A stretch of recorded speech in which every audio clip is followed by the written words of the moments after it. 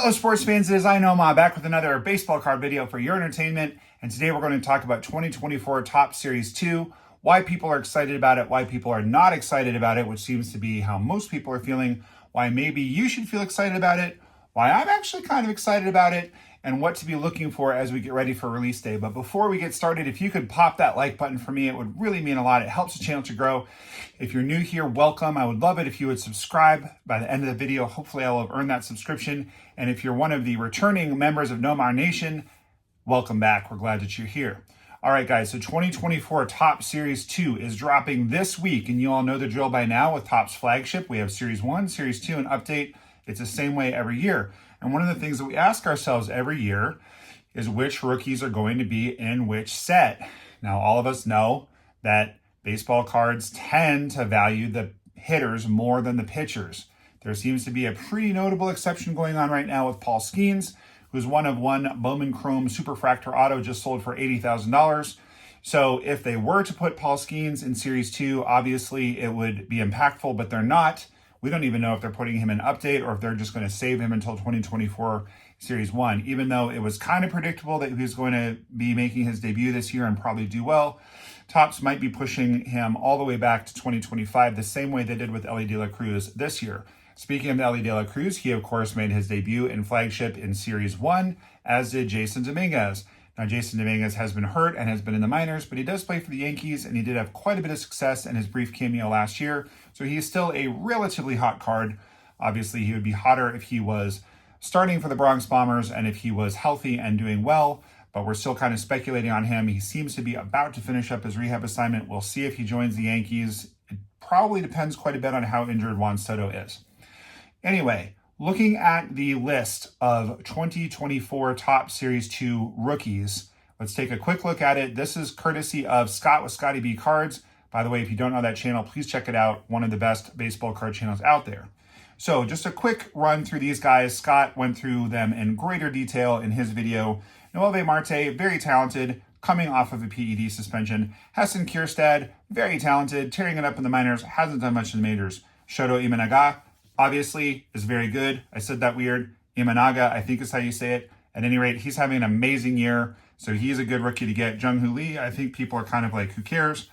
Kyle Harrison, people are like, who cares? Jordan Lawler has something in common with Pete Crow Armstrong and the number 2 player, Junior Caminero, which is that he's been either hurt or in the minors for most of this year. So PCA, Pete Crow Armstrong, did have some time in the majors this year, didn't do much. He's tearing it up in AAA since he went back. But Jordan Lawler, PCA, and Junior are all very hot prospects who have been not hot this year. Mason Wynn is having a very solid year for the Cardinals, and Yoshi, of course, the number 1 prospect and the number 1 chase card in this product. If you're trying to pull a parallel of some kind, Yoshi is the one that you want. So there are some very good players in here. It's just that there's not a lot of hype around them. So I think that 2024 Topps Series 2 is a good long-term buy, and I think that if you choose to buy some of the wax, you're going to end up with some very, very, very solid rookies.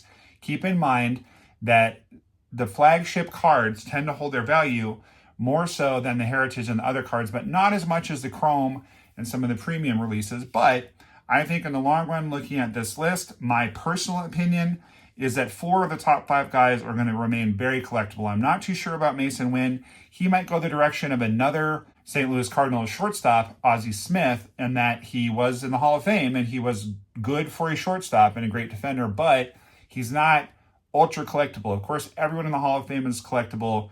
I hear already all you Cardinals fans crowing at me in the comments, no pun intended with the Pete Crow Armstrong reference, but I hear you guys.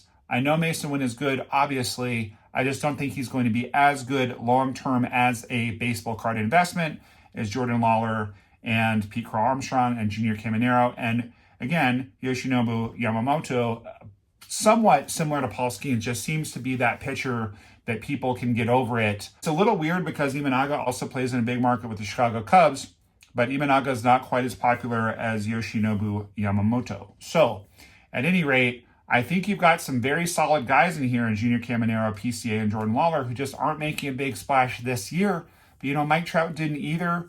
The annals of baseball are littered with guys who didn't do great in their first call-up or who got their first call-up delayed because of injury or whatever.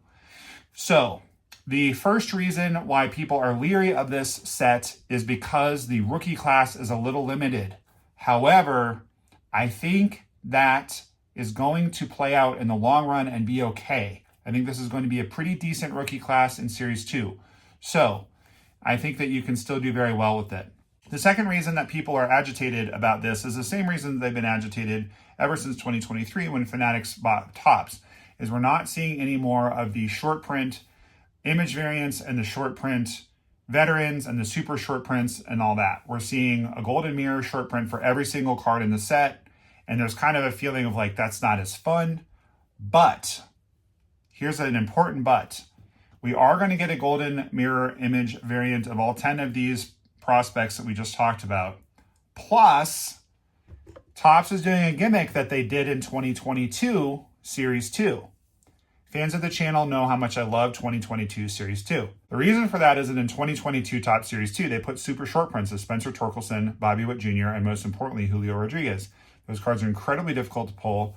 I pulled a Bobby Witt Jr. on the channel. I actually pulled all three prior to having the channel. I pulled Torque and Bobby multiple times. I've only pulled Julio once, but it makes that set way more fun.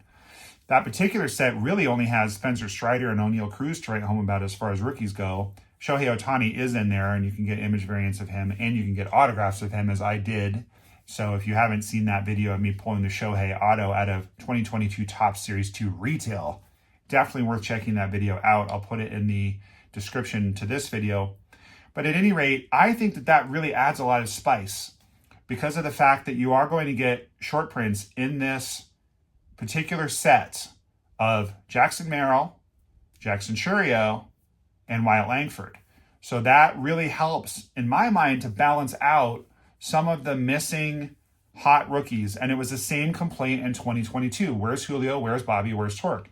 Well, what Topps did was they put those super short prints in Series 2, and then they put the regular rookies in updates. So I actually really like that they're repeating that gimmick. I think that's a very good gimmick. I will personally be chasing those cards. I'm not expecting to pull them, but if I do, obviously I'll be thrilled.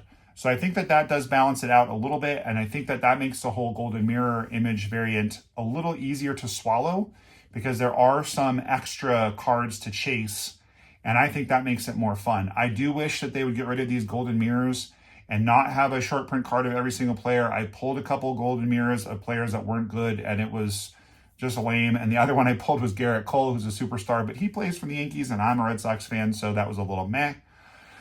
I really like pulling veterans. That's one of the reasons why I like Heritage, for example. You can pull the veteran autos. You know, I miss that, but whatever, to each their own. But that is another reason that people are annoyed. It's not particular to Topps Series 2 this year. It's just particular to all 5. This will be the 5th release since Fanatics took over, and they did make that decision.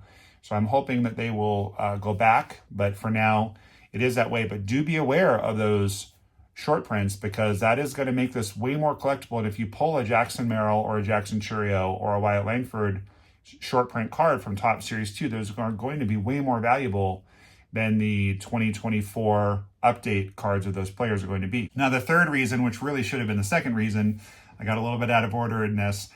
Where is the Jackson 3? And by the Jackson 3, I mean, of course, Jackson Chourio, Jackson Holiday, and Jackson Merrill.